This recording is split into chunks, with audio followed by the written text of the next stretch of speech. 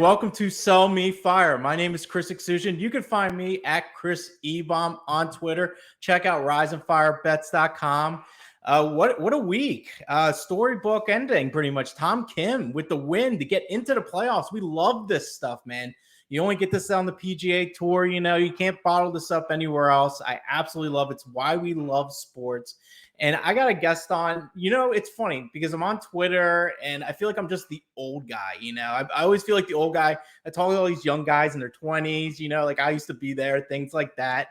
But this guest I have here, I'm a little more relatable to, a family man. He's whatever time he has from not doing his job and, everything else with the family, a little bit of the time, the wife and kids, all that good stuff. He's grinding at PGA, sports betting, DFS, his passion. I feel that, man, and I absolutely love it. He found some time for me right here. His name's Joe Idone at Tour Picks. Preferred Lines, was just on today with Brian Kirshner. Fantastic guy. I jumped on for a little troll job, but it was all in good fun. But here we go. Joe's here right now, man, on Sell Me Fire. How you doing, man? What up, dude? Happy we can relate, man. Just a couple of old guys, kids, just grinding away with the love and the hobby of betting on the PGA Tour.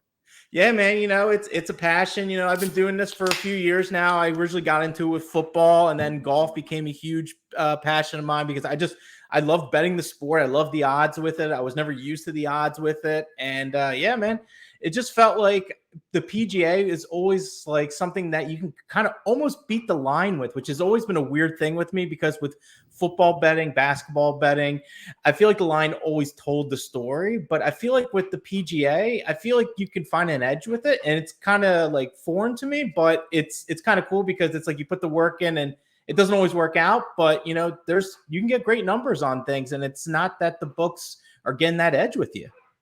Yeah, you're often like looking for the seed to like start to sprout, right? If it's in full bloom and a player just won or has finished top 2, top 3, you likely aren't going to get that same closing line value or even a decent price in a betting market because it's so rare. So we're trying to find guys that are sprouting, that are ready to bust, that are ready to pop. So you're always sort of looking for those signs, and it's a good way to kind of find value when betting golf. Absolutely. And the playoffs start now. FedEx St. Jude Championship, TPC Southwind.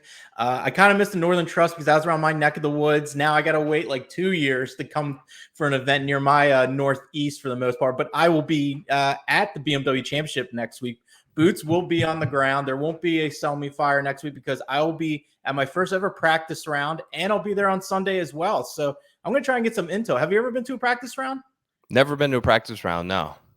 No, this is my first time, so I don't know what I'm going to expect, really. I'm going to be doing some scouting, and see what guys are looking good, looking bad, all that good stuff. But, hey, I'm always looking for a betting play or a good DFS play. I got a lot of good people like yourself that I follow on Twitter. We got the playoffs here, a lot of big names, and we got a lot of good values. I'm curious. You got to sell me on a play this week. I want to put it on my betting card or on my DFS lineups. Joe, what can you sell me on this week? I got one for you, Chris. Right. Speaking of just sprouting, he's finished a bit better than his last performance in 5 consecutive starts. My favorite sort of under the radar play of the week, I'm going all the way up to 55-1. He's 50-1 in some spots. I still like it. Love Tyrrell Hatton, man. Trending like he's showing signs of life. Last 3 starts, almost 19 strokes gained tee to green, which isn't necessarily always his forte. So what that means to me is he's positioning himself well in the fairways and giving him shots to take advantage and get on the green in 2 strokes, to rely sort of on his putter, which has always been his strength. The putter hasn't been quite as hot recently, but if he can sort of continue to hit the fairways, continue to hit greens, I feel confident that as being like the 3rd best Bermuda grass putter in the field this week, which is what these greens are. He should have some familiarity with them. This is his 5th consecutive start at this event. All signs are pointing to me directly toward Tyrrell Hatton. As long as he doesn't get in his own head and rage out too much on the course, if he can keep cool and keep his composure, I think he finds himself in contention. Yeah, I mean, he's always been pretty good with the irons. Like you said, the putter has been one of the hottest on tour. You want to have someone that can be able to roll it, especially in this kind of tournament. I know people are talking about guys that don't have a good putter that can win here, but you know what? It never hurts to have that good putter. And like you said, keep it out of your head. Like he's a guy that gets a little hot, but then you know what? He ends up playing pretty well too. He can kind of shake that off. He'll curse himself out a little bit, get it Yeah. out of the system a little bit.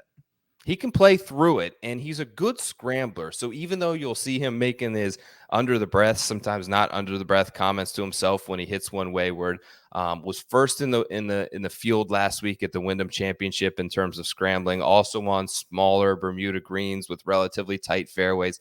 That's another good sign to me. Like there's a lot of positive parts of his game that are starting to click. And I think the most natural that he's waiting on right now is his best skill set, which is that putter. If he can put everything together, I do think this is a good course fit for him. I don't think it's too long. I think it fits the places that he normally plays pretty well. And 55 to 1 is a really good price to get on a player like that. Yeah, I mean, honestly, he wasn't really on my card for the outright, but when I'm looking at what he's done, he has literally spiked within his last 3 events in every strokes gain category. Like there's been at some point where his drivers at the Open, boomed, and then the approach just went crazy at Wyndham. And then around the green was good at the Open, which was a very tough place to be around the green. And I think that's going to be kind of an underrated skill this week. You're going to have to be good around the green, especially with the Bermuda, rough and everything. So, I mean, now his last 2 events, he's barely been an even putter. That putter is about to spike once again. I mean, I'm looking at what he's done with that putter. He's only had a stretch of like two rounds in a row where his putter really hasn't been that high peak. So this might be the ultimate buy low on him. You're speaking my language a little bit here. Yeah, man, Bermuda grass preferred surface. Like he's known to have a +4, +5 strokes gain putting week. I don't think we're going to see anything as hot as we saw out of Tom Kim last week, but if he can gain a couple strokes putting, put that together with the other pieces of his game, I think he has what it takes to win. Yeah, a little under the radar there with 3 top 25. So, you know what? Yeah. I wasn't even thinking about it because I'm not usually down with the roller coaster ride that is Tyrell Hatton, but I think you got me sold here, man. I might have to throw it on the card. Yeah, you got to embrace Tyrell Hatton. If you just understand that there's going to be ups and downs, and it's all good fun. And when you're getting a price like 55 to 1, it's a little easier to stomach some of the mistakes, and you don't have to invest quite as much into them where you would at betting a guy 15, 20 to 1. Absolutely, man. Well, I appreciate you being on, man. This was awesome. I always just like this segment. I always like talking with my guys. I don't get to talk with you guys as much as, we're all trying to get our info in, and then we're, dealing with all the outside stuff that's going along with it and everything. But Joe Idone at Tour Picks, Preferred Lines. He also does stuff with Rick Gaiman with the stock market, DFS. That's a lot of fun. That's electric on Wednesday nights, right? Still Wednesday nights? Yep, you got it. Wednesday nights at 8. It's electric. I remember being invested in that, and you're seeing all the movements and everything, and you see Joe doing his magic and everything. It's a beautiful thing. Yeah, I appreciate it, man. All the best to you. I hope that the leg's nice and healed up next week when you got them boots on the ground. So good luck. Enjoy that experience, and let's go Hatton. Absolutely, man. But hey, one more thing. I got to get a quick opinion real quick. On the golf course, I have 2 options. You see the crutches back there, and I got the knee scooter. In my head, I'm going crutches. Do you think that's the right move, or do you think I go knee scooter? Yeah, I think scooter, you can get into spots where that can be troublesome. I've tried to take my kids one time with a stroller, and it didn't work out. I ended up just like parking the stroller and like putting them up on my shoulders and like lugging them around in the Florida heat. Yeah, I don't think you want anything with wheels. Go crutches. Yeah, I think that's right. Good. I'm glad I got a second opinion on it. Once again, Joe, thanks for being on, man. Let's go make that money. Let's rise and fire. Appreciate it.